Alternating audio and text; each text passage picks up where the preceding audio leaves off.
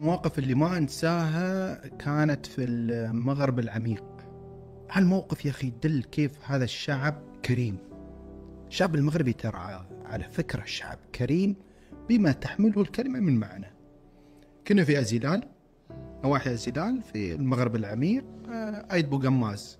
كنا ندور آثار ديناصور طالعين وهذا، ولا نشوف واحد قال لي لو سمحت ممكن أعزمكم على أتاي. أنا قلت ما فينا حين ومستعيرين وبنروح نشوف ونستكشف وهذا. قلنا أنا مشكور ما قصرت وهذا. قال أرجوكم تعالوا معاي وهذا. واحد يمكن في أواخر 30 يعني. قلنا له والله اسمح لي وما أدري شو هذا ومشغولين، فإحنا نطالع وهذا وخلاص نبى نروح، وواقف نظرك كذي ما أعرف يعني، تحس إنه يقول تعالوا يا أخي يعني تشرفوني يوم تون عندي. فيها رجاء يعني، فيها رجاء يعني ممكن تون. قلت له خلاص جايين معاك.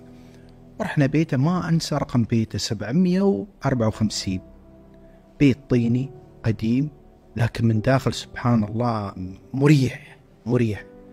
رحنا وقلنا نشرب أتاي، جلسنا في المينس، منظر جميل على الهضبة السعيدة اللي هي بوقماز. اللي يابلنا الأتاي، يابلنا بيض، يابلنا المشماش هذا شو يسمونه المربى، ويابلنا الزبدة البلدية، ويابلنا خبز، ويابلنا وايد أشياء، وزيتون وزيت زيتون. وقال هذا كله من البلد يعني، ياب كل شيء أكثر عن طاقته. شربنا وكلينا وهذا، وحتى عربيته كانت ضعيفة يعني، بس يطالعنا واحنا جالسين نسولف انا وواحد ومعي واحد مغربي وجالسين نسولف هذا، بس يطالعنا فرحان يا اخي. تحس ان اكرمك يعني، من كرم كذي ان اكرمك خلاص فرحان. وليه ما نحن طالعين الشيطان احيانا يسحب معي، يقول هذا يمكن يعني كان يبغى شيء. نعم. حاولت اعطيه ما رضى ابدا، ابى انه ياخذ درهم واحد.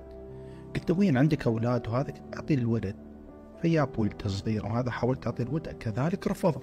قال لا لا لا لا ابدا ابدا، هذا انا عملنا الوجه الله يعني. فاش هذا وين تلاقيه في العالم؟ صحيح. وين تلاقيه في العالم؟ هذا ما تلاقيه في اي مكان.